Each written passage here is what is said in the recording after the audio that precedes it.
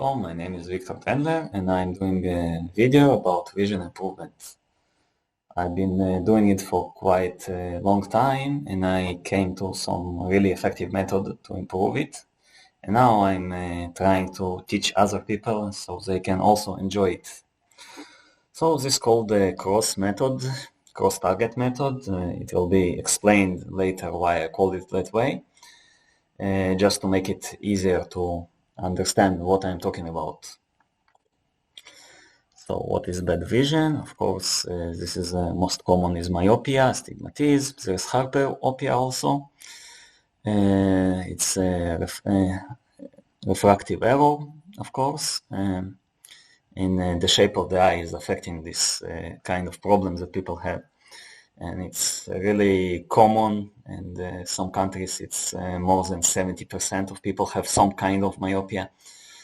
It's like mild myopia, severe myopia, but yeah, it's kind of mild. It's like less than negative of 2 diopters usually. Yeah. We will actually talk about what causes it. And usually the shape of the eye is not in a regular shape. Any elongation of the eye affects how the light bends and goes into the area where there are the photoreceptors. Fovea are called it's the central vision, and there is also peripheral, but we'll talk about it a little bit later. We need to understand a little bit how it works. But the overall muscles that we have around the eye, they actually affect the shape of the eye.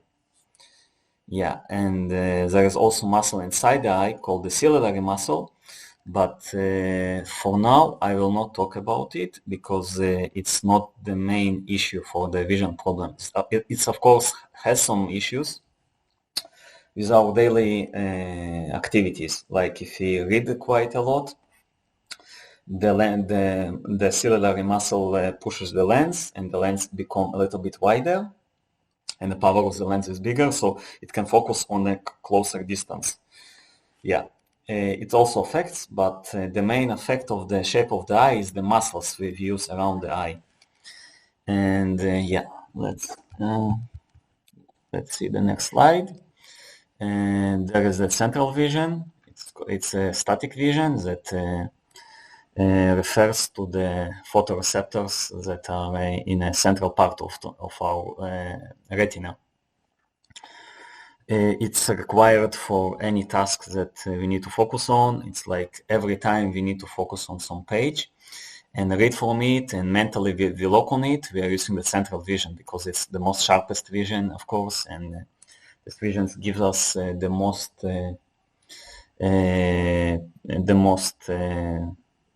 high definition picture, let's say, because there is a lot of color photoreceptors and it differs from peripheral vision. It lacks them. There is some of them, but much less than a central vision. Yeah, so how we use actually the central vision is quite important because, if we have a lot of stress and we're stressing about, we're using this part of vision. So this is a mechanism that's quite important to understand the whole method, but we'll talk about it a little bit later. Yeah, and there is a peripheral vision. It's the dynamic vision. It's usually activated by motion and by stuff that around us that actually triggers it. But we actually can also do some kind of motion that actually activates it. Especially this motion is important when you're locked on your central vision. Central vision is, like I told before, it's very static. Yeah, and here's some activities that actually helping to activate it. Let's see the provision. Yeah, okay. Also, what is important is about the photoreceptors. The photoreceptors of the central vision, they're divided, like the peripheral vision has most of the photoreceptors. So that's why I told about not overusing the central vision is important, because most of the photoreceptors are the rod kind. The rod have different properties than the cones, and they have less quality, but they are more important to overall relaxing all the peripheral vision. So yeah, we need to be aware how to use the rods so the central part can be relaxed. Okay, and there is a link here for people who want to actually see more scientific facts about the difference between the peripheral and the central vision. Also important to understand that when we actually use the peripheral vision, we use a different neurological system. We're using the parasympathetic neurological system, which is giving the whole body the sign to relax and to actually not be in a stress mode, because the stress mode is needed in many years ago when we were hunter-gatherers. We needed to actually put all our energy to concentrate on something that we need to catch, like our prey or something. And so all the neurological and nutrients and the energy were used to use in specific way. The eyes use only the central part. The whole body is not in a mode of repair. It's mode of like run and fly. So all your muscles are using the energy, and it's really not effective use of energy, but it's important for some tasks. So today it connects with everyday tasks we have. We need to read something, and we worry about something, and we stuck with this static image, and it actually locks our eyes on a central part. Yeah, and sometimes we have the stress from home because our parents don't know how to actually unstress themselves, so we know only how to live in stress. Every time we are in stress, we're actually using the central part of the vision. Yeah. And also, like you see, the central part of the vision, it's like one circle. Also mid-peripheral, you see it's one circle. The peripheral vision, it's like two circles that going together. Actually, for perfect relaxation, the eye is actually unlocked. And this unlock mechanism is really important. How to do this unlock and how we unstress ourselves. So we can actually, instead of stresses of our life, actually creating the lock on our eyes and using not the sympathetic nervous system, we actually can learn how to relax with the eyes and actually make the whole system relax. And the eyes will be actually participating in an active way of relaxing. Yeah, and you will understand what I mean by active, because active in relaxing, it's a little bit one is countering another one. So yeah, so it's a bit weird, but it will make sense a little bit later. Let's see what, yeah. So the central vision usually is a small area like a dot. So when you look at something, you usually look on it because you want to see it, to read it or see it better. But when you actually don't create any movement, you actually kind of making stress. Yeah.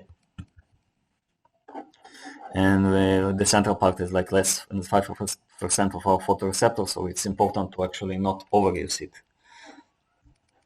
Yeah, after actually we use the central vision and did the relaxation, we can use it again. So there should be a balance. It's like breathing in and out. It's like there should be a balance. When we're in stress, we actually not doing the whole breathing properly. So it's kind of like this, yeah. So for this method, we need to actually be aware of three types of motions. Because usually we are aware only of one motion. It's like the static dot. It's not a motion, it's a dot. When we stress about something, we look at it and we just automatically lock our eyes on it. And this is the first one. It's kind of passive because central vision is static. So we just lock on something and we just even forget that we are locked on something. We're not aware that we are locked on it. And yeah, so basically we need to be awareness of three motions. Two of them are related to the peripheral vision, of course, and one of the central vision. The one on the central vision is like really passive. That's what I talked about. The one on the peripheral vision is the active one, the active relaxation I am talking about. Yeah, and the idea here is that you will find which motion you are doing less and integrating them. So for this exercise that I'll teach you, you basically just need to be aware. When you have awareness, you automatically feel it with the motion you need. When you feel it with the motion you need, you have a balance, and the vision is automatically does everything. The balance, after you have this balance, the whole muscle around the eyes are also balanced because they are part of how we use the neurological system and which neurological system we use. So you can imagine like a cross. In middle of a cross, it's the central part of the vision. It's like our static vision that we overuse. Yeah, and so yeah, so it's like the third of our time is like on a central vision because yeah, it should be on a third of the time. And we sometimes put 100% of our attention to it. Like I said, it's the third of each. It should be ideal. So we have the other motion. It's a peripheral motion. The peripheral motion is like vertical motion, like up and down, and horizontal movement is like left and right. So the idea is basically that you will just relax and just do the vertical movement. Just do few of the vertical movement lines. Just imagine this line, and then you do a little bit horizontal line. And then you see that after you did a little bit of this motion, when you actually use the central one dot, you will see that it will much easier actually to do it. Because you actually put your attention between the peripheral motion and you will find your balance. Usually it's better just to relax and just go somewhere and just do a little bit of motion and just say to yourself, oh, I'm doing now the vertical motion. I'm doing now the horizontal movement. Oh, now I'm locked my vision on some dot. It's okay to use this locking mechanism, but you need to have the whole balance between the central and the peripheral vision. So just be aware of the central dot, the vertical movement, and the horizontal movement is basically the whole exercise. Because people who usually have a good vision, they don't do any specific task. They just know how to relax between the central and peripheral vision. It's like the main key to improving vision. And some people can work really, really hard from a real close near job for many, many hours, and they have good vision.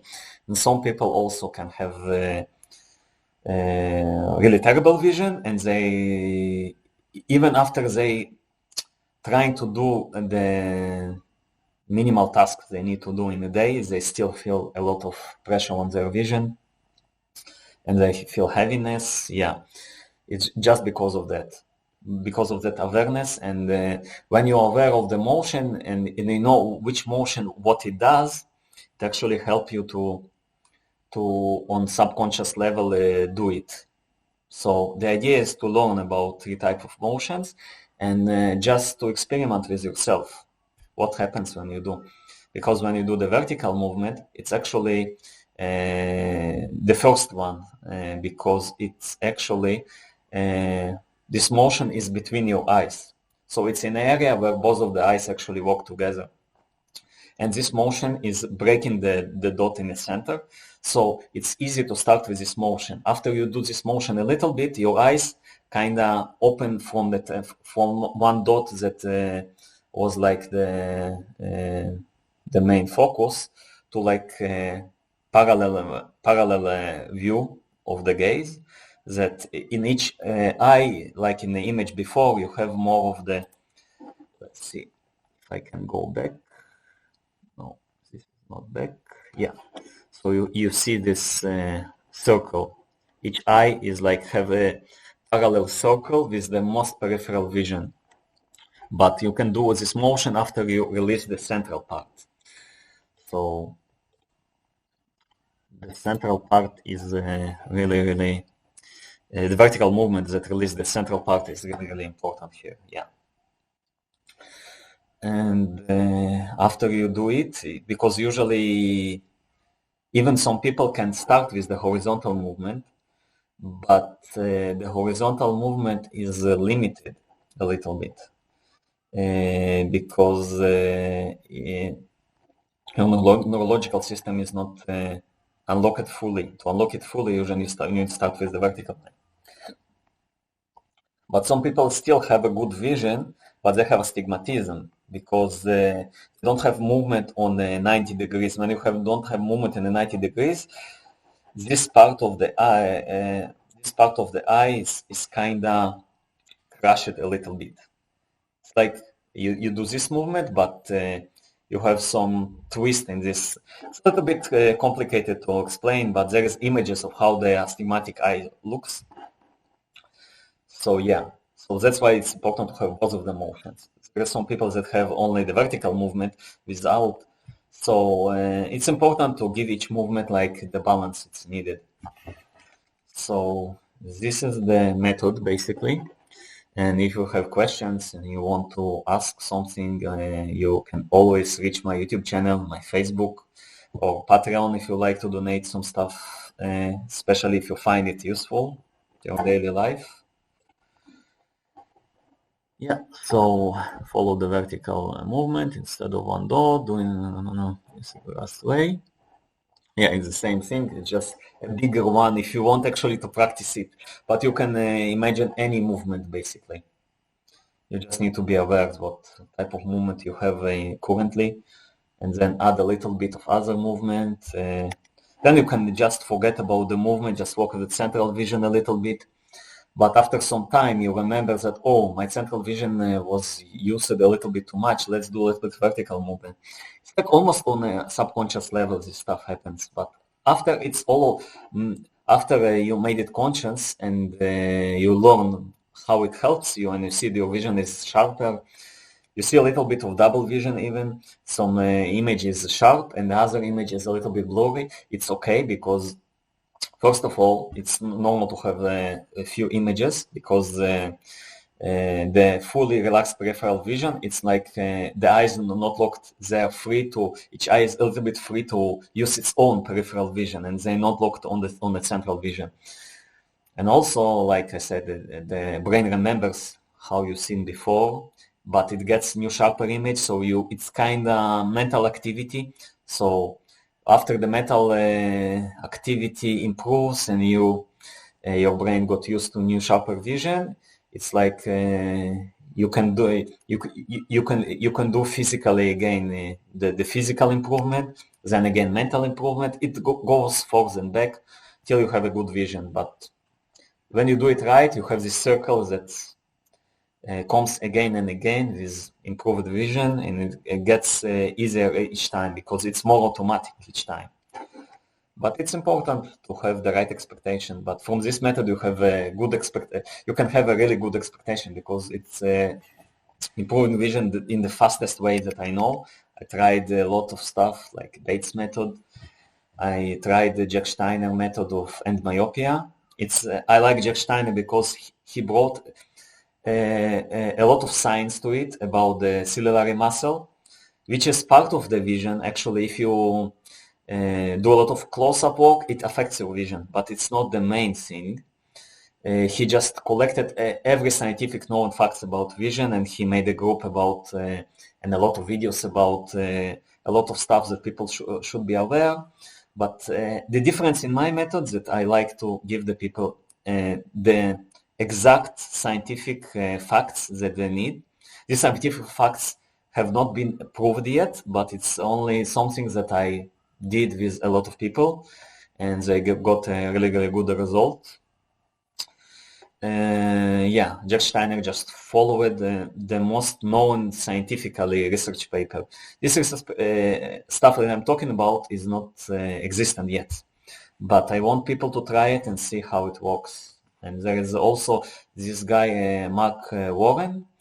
He also talks about awareness quite a lot, about the central part of awareness and peripheral part of awareness. It's also quite was helpful to developing my method. So big thanks to this guy. Yeah, so we always study something new and we're trying something new. So I want you people to try it and tell me what you feel and how you experience all this. This is another picture just to show that you can have the picture of the right eye, the green image, and the picture on the left, like purplish, yeah, kind of purplish blue image. Yeah, you can actually divide the two eyes when you do the horizontal movement. But first of all, you need to do the vertical movement. It's important to have all this motion, so it will balances all the muscles around the eye. Yeah. Let's see, I want to just to show, yeah, you have all these muscles. There is upper muscles, there is vertical muscles. There's even two muscles like this, so you can do like circular motion. Yeah, but it actually helps some people actually do a little bit circular motion. It's not the main thing. It just helps us to relax all those muscles. If you want to relax all those muscles and you want to specific motion. So this is the actually muscles we have around the eye. Yeah, it was really nice to show you this small presentation. And I hope to make more videos and interact with you guys. It was nice seeing you. Bye bye.